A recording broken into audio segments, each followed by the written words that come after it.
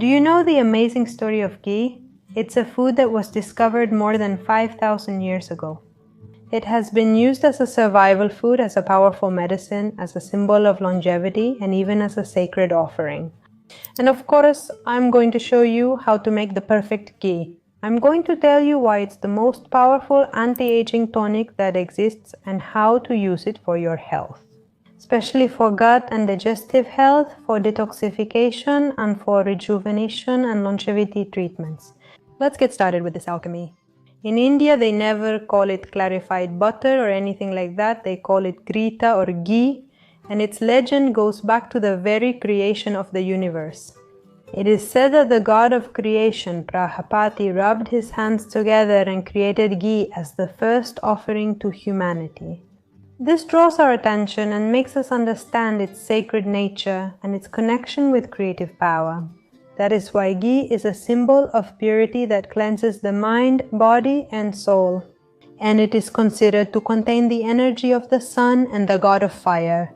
Agni is literally the liquid gold of India, but let's also talk about its practical history. Ghee originated in India out of necessity, where the intense heat made it impossible to store it. Butter or clarified butter would spoil.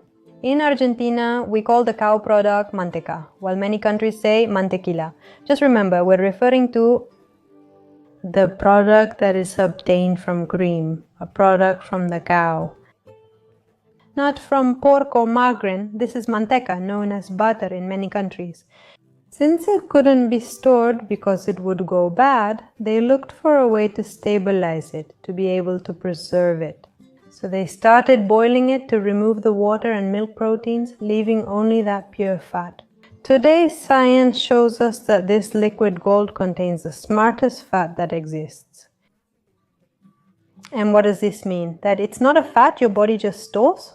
Ghee is a very rich source of butyric acid, which is the preferred energy source for the cells that line your gut, giving them the fuel they need to heal and stay vital.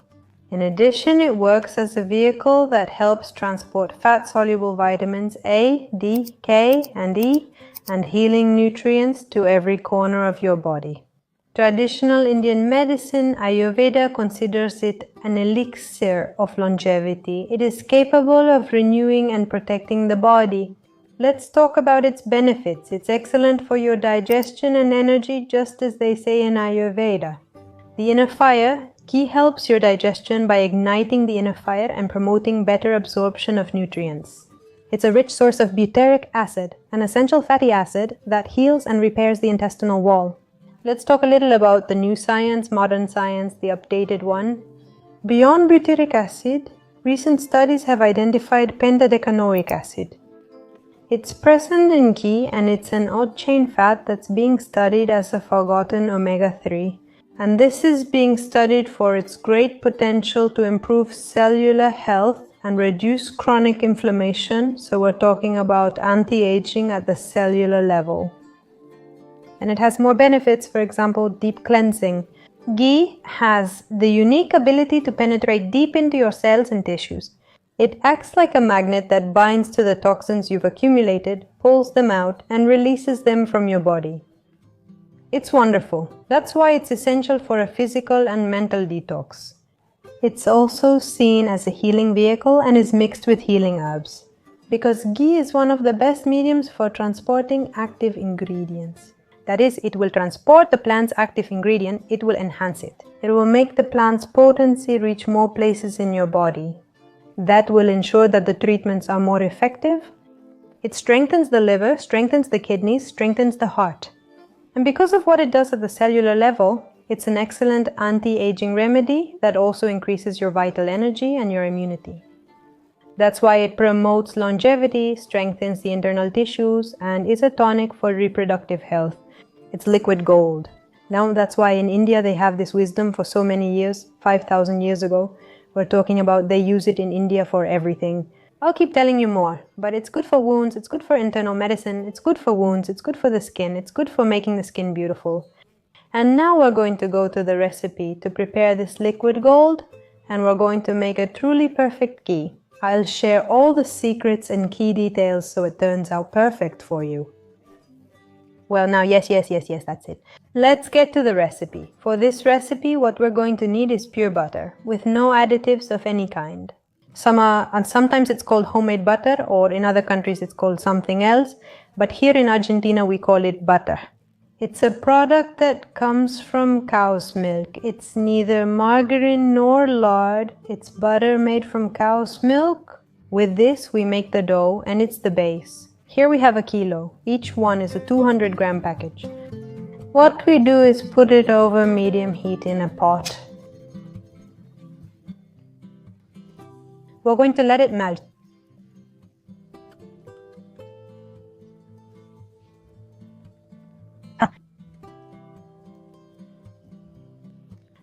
We're going to let it melt over medium heat, and then we'll lower the heat. I'll explain as we go. You can see how it's melting. Remember that the butter shouldn't have any salt or any additives. You can see it there. On this butter it says ingredients, cream. Sometimes it just says cream, sometimes pasteurized cream and nothing else. There are no other ingredients. From 1 kilo of butter, we're going to get approximately between 800 and 850 grams of ghee. Ideally, you should prepare the ghee in a stainless steel pot, preferably of good quality. And if it has a thick bottom, even better. That would be ideal. Of course, you can use other types of pots, but this would be the best option. Thank you. To get an optimal product of excellent quality, well, if we want to move it a little so it melts, it's better to just shake it. Just don't stir it. We stir it thoroughly to ensure it's fully melted. The butter, and we lower the heat as low as possible. Well, you can see that we set it to the lowest, and we put it back on the heat. That sound you hear and that bubbling is normal because butter also contains water. If you notice it's making a lot of noise, like just now, it's because it got a little too hot. We lower the heat and wait for it to calm down a bit because it can get away from you, especially when we're using stainless steel. Now that it's calmed down and has a gentle bubbling, that's perfect. We have the heat really low. Look, it's almost nothing, super low as you can get it on your stove. And now there will be a constant bubbling because it's going to cook. And we'll see that this is going to start. To separate the fat from that liquid, see there, that fat is what's already cooking, and it's going to separate nicely. When making clarified butter, what you remove is that fat, but in the ghee process, you don't remove it. It's going to keep cooking, and when the time comes, you'll see that it will settle at the bottom, but not yet. It's not time yet. You leave it alone, you'll see the constant bubbling, and you let it cook. This process will take approximately between 40 minutes to an hour. Here we're making it with 1 kilo of butter. If you use more butter, it's going to take you more time. Well, as you can see now, there's a slight bubbling. And this is the one that's going to remain the whole time. And we're going to leave it like this for this time. Without touching it, without stirring it, so it cooks very gently. As you can see, you'll notice that the milk solids, the casein and the lactose start to separate. One of the secrets is to leave it, as I was saying, so that those solids sink. They're going to go to the bottom of the pot. They're going to turn a golden color, a soft orange color, a light brown, but more like a golden shade. That's what you'll see. You still need to keep an eye on it so it doesn't burn. Now, those shades always have to be maintained. It shouldn't turn dark brown, and definitely not black, because then you have to throw it away.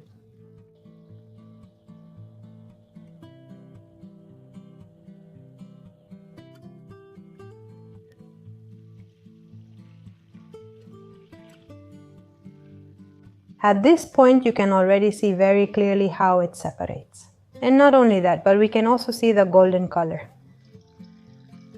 From the liquid that's left behind, that's why they call it liquid gold. We're also going to notice a very particular aroma. For all of us who make ghee, it's a delicious aroma because our bodies start to associate it with the health benefits it brings. This way you can see how it sinks to the bottom. Right? No, now at the bottom, the remains are settling. They're going down on their own. Are they there? We'll occasionally stir it. The fat moves around and cooks everything evenly, but only occasionally, not too often.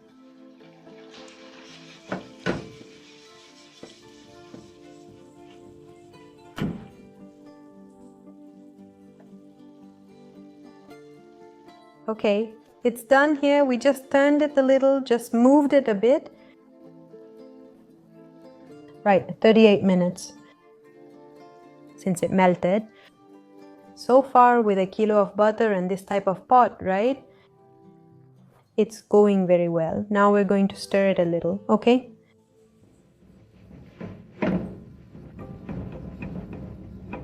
Stir, you can see some parts are still white while others are golden. See here.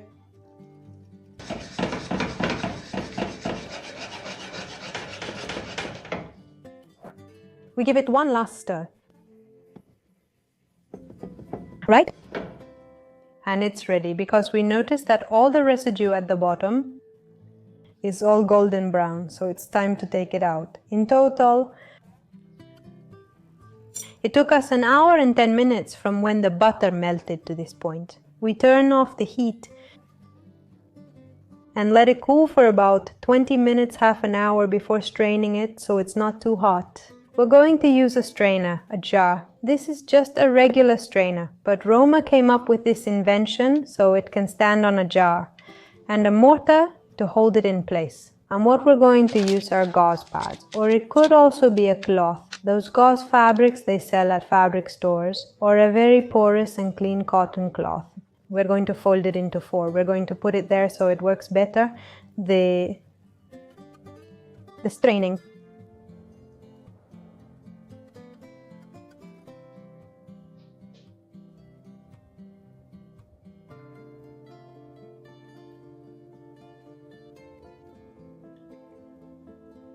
That golden color is a beauty.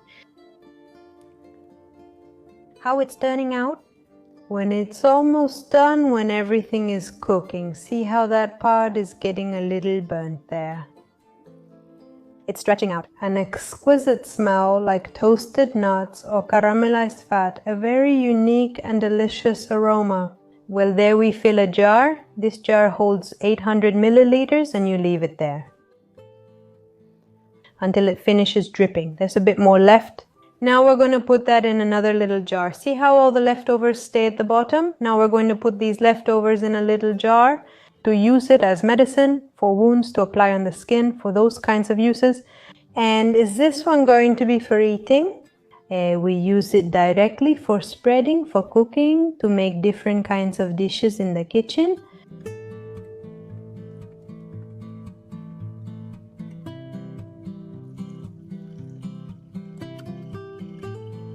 Here it's already finished.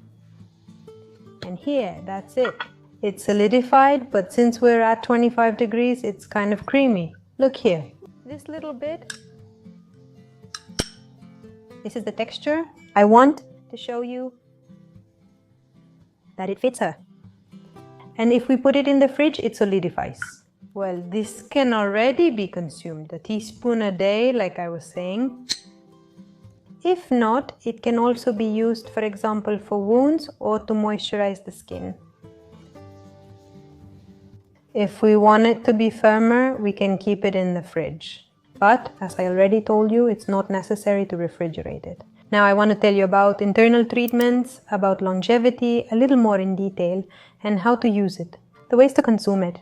Well, the general dosage to take Ghee, to take advantage of all its benefits and to maintain the body. To have high immunity, high defenses, to have vitality. Well, to take advantage of all these benefits.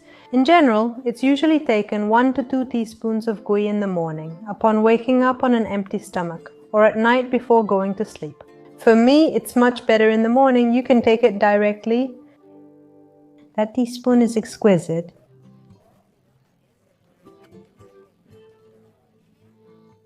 You mix it and drink it. For constipation and lubrication, it's usually taken this way.